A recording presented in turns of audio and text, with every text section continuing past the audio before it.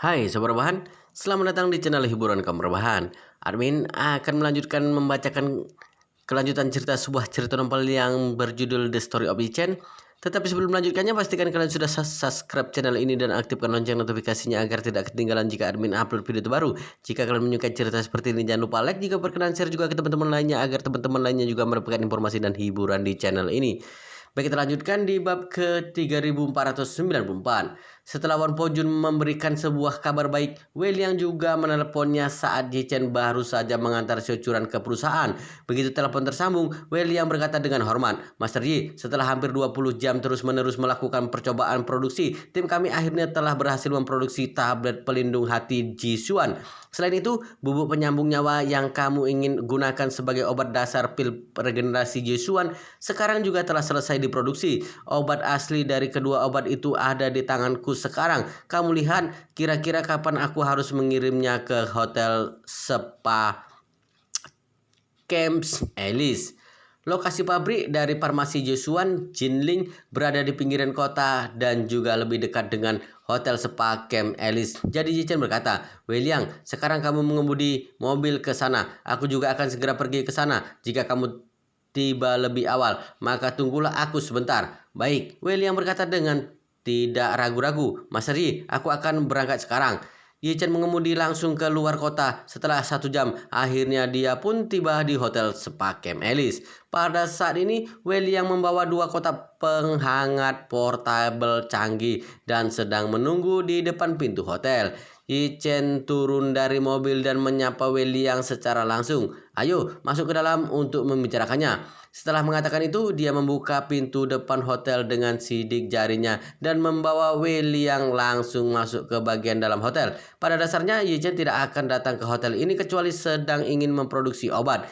Istrinya Xiaochuran juga tidak punya waktu untuk bermain ke sini, sedangkan Manlan yang sekarang kakinya sudah tidak begitu sehat juga tidak mungkin bisa lari ke sini sendirian. Jadi sangat cocok bagi Yi Chen untuk memproduksi obat di sini. Ketika dia tiba-tiba di hotel, Wei Liang buru-buru membuka 2 kotak penghangat portable itu, kemudian menyerahkan kepada Ji Chen 2 potong obat berwarna hitam yang ukurannya sebesar batu bata dan suhunya sekitar 0 derajat. Lalu berkata dengan hormat, "Master Ji, kedua obat ini adalah obat yang kami produksi. Coba kamu lihat. Resep yang diberikan oleh Yi Chen pada dasarnya perlu dikukus dengan reaktor tekanan tinggi dan kemudian dimurnikan dengan alat pemusing. Hasil esensi obat yang dimurnikan keluar adalah obat hitam yang memancarkan aroma kuat. Beberapa obat pil biasanya akan langsung digosok menjadi pil obat yang berbeda bentuknya. Contohnya adalah pil penyubur kandungan Wu Ji Bai Peng Wan dan suplemen kesehatan ginjal Liu Wei di Huang Wan. Jika rasa obatnya terlalu pahit, umumnya obat itu akan dikeringkan terlebih dahulu, baru kemudian dimasukkan kembali ke pabrik produksi untuk diubah menjadi tablet obat berlapis gula. Contohnya tablet vitamin C, Yin Qiao Pian, dan tablet peredap radang Huang Lian Sang Qin Pian yang paling sering kita jumpai. Yi Chen mengambil beberapa dari masing-masing 2 obat itu, meremasnya hingga hancur di ujung jarinya lalu mengendusnya dan berkata dengan mengangguk puas, "Kedua obat ini sangat bagus. Ingatlah untuk memberikan bonus pada anggota tim yang sudah bekerja lembur." Wei Liang menghela napas lega dan berkata, "Jangan khawatir, aku akan memberikan angpau untuk semua orang setelah aku pulang nanti." Setelah berbicara, dia menambahkan, "Oh iya, Mas Ri, biaya modal obat bubuk penyambung nyawa ini benar-benar terlalu tinggi. Semua bahan yang digunakan adalah bahan obat yang berharga. Hanya untuk memproduksi sepotong obat kecil ini saja sudah menghabiskan hampir 100.000 yuan." Yi Chen mengangguk dan berkata dengan serius, "Obat suplemen besar semacam ini memiliki persyaratan yang sangat tinggi terhadap bahan obat itu sendiri. Jadi biasanya sudah pasti akan tetap tinggi. Jika obat ini dijual ke pasaran di masa depan, aku khawatir obat ini akan berakhir sama dengan Angong New Huang Wan. Hanya orang kaya yang mampu mengkonsumsinya." Angguang New Huangwan, obat untuk membantu melancarkan peredaran darah, biasa untuk treatment penderita stroke. Weli yang menghela napas. Ini adalah hukuman bisnis dan juga kenyataan, seperti mobil mewah yang harganya jutaan. Biaya modal bahan dan nilai merek diletakkan di sana. Lagian mereka sendiri memang untuk melayani orang kaya. Orang biasa sama sekali tidak memiliki kesempatan. Ye Chen menghela napas. Ini memang hukum bisnis. Kita tidak ada cara lain dan tidak ada yang bisa kita lakukan tentang itu.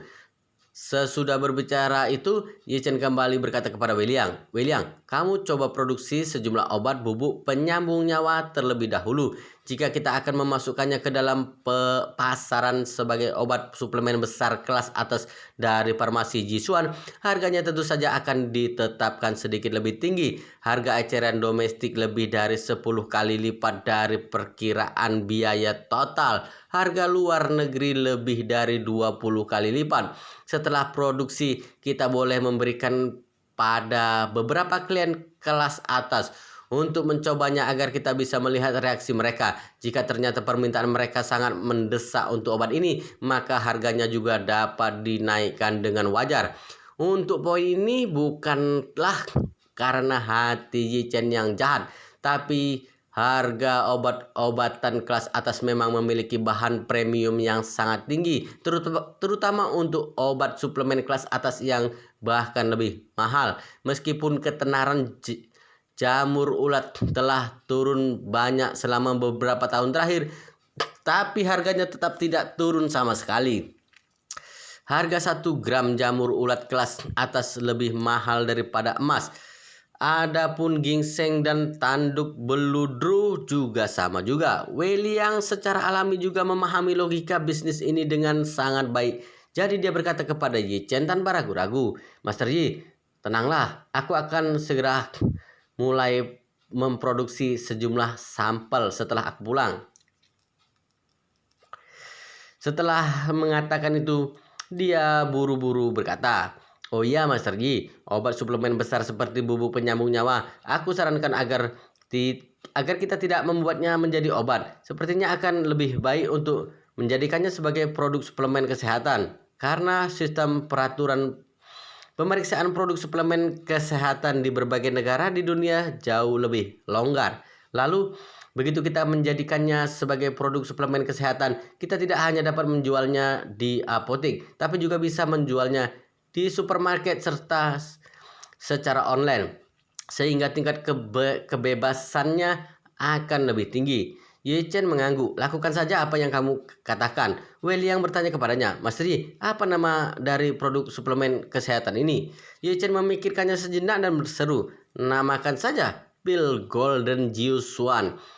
Setelah obat itu sudah selesai dikeringkan lalu dihancurkan menjadi bubuk dan dijadikan kapsul, baru kemudian akan dijual di pasaran sebagai produk suplemen kesehatan kelas atas. Berbicara sampai di sini, Ye Chen berpesan lagi, "Tapi kita tidak boleh bekerja sama dengan apotek atau supermarket manapun. Bagaimanapun juga produk kita telah menjadi yang terbaik di antara produk serupa. Apalagi farmasi Jusuan sudah memiliki popularitas yang besar sekarang. Jadi kita sama sekali tidak perlu bergantung pada saluran penjualan orang lain. Membiarkan orang lain untuk mewakilkan kita melakukan penjualan tidak hanya akan membagi keuntungan kita, tapi juga membawakan kita resiko manajemen. Sama seperti beberapa minuman keras terkenal yang kita sebut sebagai minuman keras nasional. Distributor dapat menaikkan harga dengan berbagai cara dan juga masih ada banyak barang palsu di pasaran. Banyak orang yang menjual dengan mencampurkan barang palsu dan asli sehingga membuat pasaran menjadi kacau. Sebotol minuman keras yang awalnya seharga 1.499 yuan itu sudah sangat mahal, tetapi hasilnya malah kita sama sekali tidak dapat membelinya. Jika ingin membelinya, maka kita harus mau menghabiskan 2 kali lipat harganya. Metode penjualan yang tidak sehat ini hampir semua disebabkan oleh distributor. Jadi kita Jadi kita akan melewati tahap distributor dan hanya melakukan penjualan langsung. Pada saat itu kita akan membuka office store online agar memungkinkan semua pengguna untuk memesan secara online. Untuk kedepannya, setelah kita sudah memiliki lebih banyak jenis produknya, kita juga boleh membuka toko yang dioperasikan langsung secara offline untuk memastikan harga yang stabil dan menghindari adanya barang palsu. William berkata tanpa ragu-ragu, "Baik, Master Yi, aku akan segera memulai official store online-nya." Yi Chen selalu membenci metode pemasaran yang lama. Tidak hanya toko minuman keras yang memiliki banyak masalah pemasaran, bahkan toko dealer mobil juga sama. Seperti yang kita semua tahu, banyak toko dealer mobil yang selalu melakukan hal-hal yang bertentangan dengan rutinitas. Harga dari tipe mobil yang populer harus ditingkatkan puluhan ribu atau bahkan ratusan ribu di atas harga normal. Kadang-kadang ada toko tidak bermoral yang mengemas mobil rusak akibat kecelakaan menjadi mobil baru untuk dijual kembali.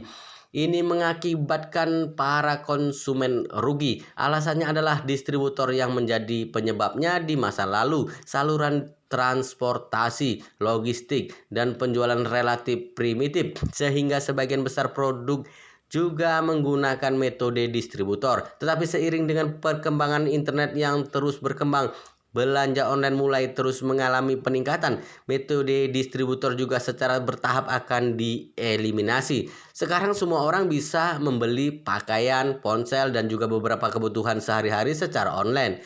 Pada dasarnya mereka akan langsung membeli di toko online andalan resmi.